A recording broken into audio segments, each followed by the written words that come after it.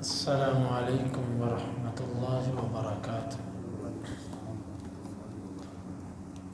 سورۃ الاعراف آیت نمبر 103۔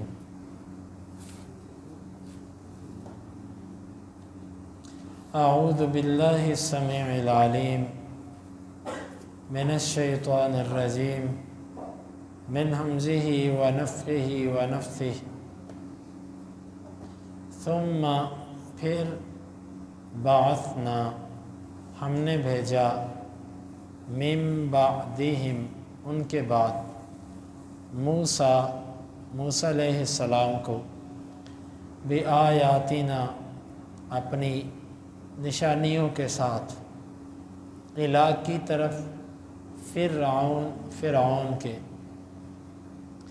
وملئہ اور اس کے سرداروں کے فظلموا بس انہوں نے ظلم کیا بہا ان آیات کے ساتھ فانظر پس آپ دیکھیے کیف کیسے کان تھا عاقبۃ انجام المفسدین فساد کرنے والوں کا۔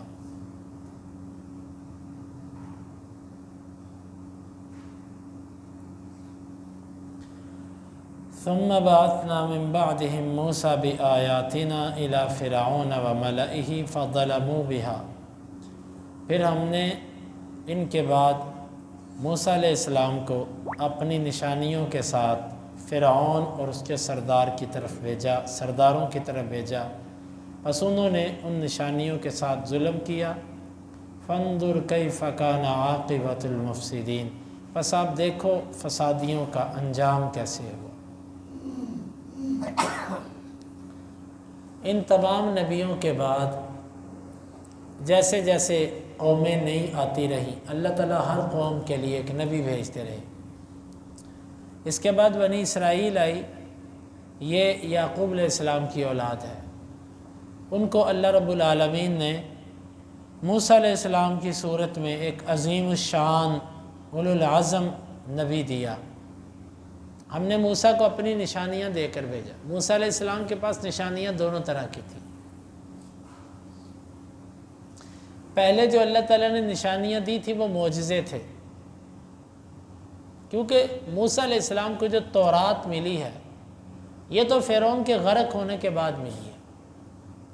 پہلے تو صرف معجزے تھے، اور معجزوں کے ساتھ ساتھ اللہ کی طرف سے جو حدیث کی صورت میں وحی آتی تھی جو تورات کا حصہ نہیں تھی، کیونکہ تورات تو ابھی آئی نہیں۔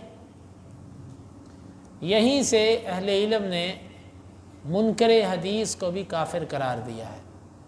جو قرآن کو تو ماننے کا دعویٰ کرے لیکن اللہ کے نبی صلی اللہ علیہ وسلم کی احادیث کو ماننے کا دعویٰ نہ کرے، وہ کہے کہ میں اس کو نہیں مانتا، اہل علم کہتے ہیں کافر ہے۔ کیوں؟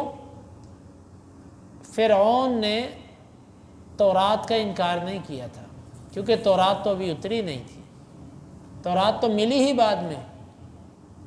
فرعون کا جو انکار تھا وہ اسی وحی کا انکار تھا جس کو حدیث کہا جاتا ہے، جو کتاب اللہ کا حصہ نہیں تھی۔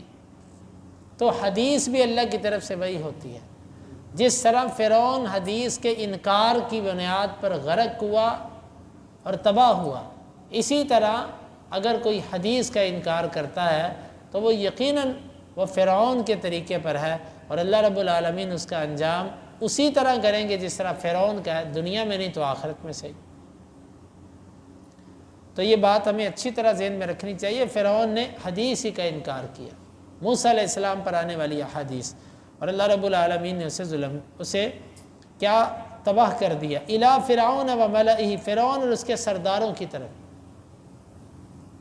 اللہ تعالیٰ کو پتہ تھا فرعون ماننے والا نہیں ہے اور اس کے سردار بھی ماننے والے نہیں ہیں، لیکن اللہ تعالیٰ کا ایک طریقہ ہے، سنت اللہ ہے کہ اللہ تعالیٰ اتمام حجت کرتا ہے۔ اللہ تعالیٰ حجت پوری کرتا ہے تاکہ کل قیامت کو کوئی اللہ تعالیٰ کو یہ نہ کہے یا اللہ تیرا تو پیغام ہی نہیں آیا تھا، دنیا میں اس پر حجت پوری کر دو تاکہ کل کو یہ بہانہ نہ کر سکے۔ فظلموا بها انہوں نے ان آیات کے ساتھ ظلم کیا۔ ظلم کیا ہوتا ہے؟ معجزوں کو، آیات کو، نشانیوں کو قبول نہ کرنا یہ ظلم ہے، بات نہ ماننا یہ ظلم ہے۔ ایک بندہ قرآن نہیں مانتا، نہ ماننے کا مطلب قرآن پر عمل نہیں کرتا، حدیث پر عمل نہیں کرتا، وہ قرآن اور حدیث کے ساتھ ظلم کر رہا ہے۔ انہوں نے نہیں مانا، اللہ رب العالمین نے فرمایا فَظَلَمُوا بِهَا، انہوں نے اس کے ساتھ ظلم کیا۔ فَانظُرْ كَيْفَ كَانَ عَاقِبَةُ الْمُفْسِدِينَ، بس آپ دیکھو فسادیوں کا انجام کیسے ہوا۔ اللہ کے حکموں کا انکار کرنے والا، حدیث کا انکار کرنے والا، اللہ نے اس کو فسادی قرار دیا، وہ فسادی آدمی ہے۔ بھائیو یہ بات ذہن میں رکھیے، حدیث کے بارے میں، قرآن کے بارے میں ہمارا یہ عقیدہ ہے، ہماری یہ دعوت ہے اور ہمارا یہ دعویٰ ہے کہ کوئی حدیث ہماری سمجھ میں آئے یا نہ آئے، جو اللہ کے نبی صلی اللہ علیہ وسلم کی صحیح حدیث ہے ہم اس کو مانتے ہیں اور اس کو اپنا ایمان سمجھتے ہیں، اور اس پر ایمان لانا، اس پر عمل کرنا اپنے لیے لازم سمجھتے ہیں، سمجھ آئے یا نہ آئے، کیونکہ حدیث کا انکار کرنے والا فسادی ہے۔